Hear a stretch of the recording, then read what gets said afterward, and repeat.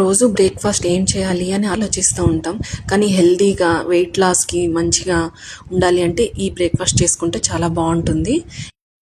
జొన్న పిండితో కూడా మనం ఇలా చేసుకోవచ్చు గుంత పొంగనాలు. ఇప్పుడు ముందుగా ఒక కప్పు జొన్న పిండి మిక్సీలో వేసుకోవాలి.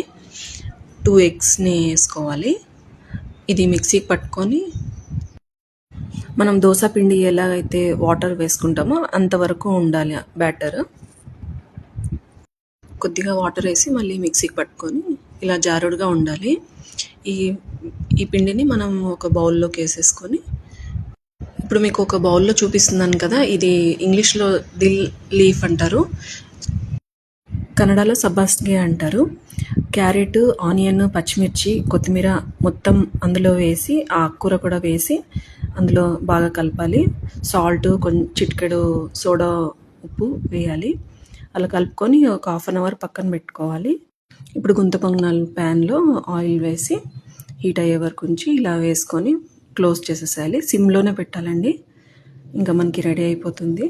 చాలా టేస్టీగా ఉన్నాయండి ఇవి మాత్రం. మీరు ట్రై చేసి ఎలా ఉందో చెప్పండి.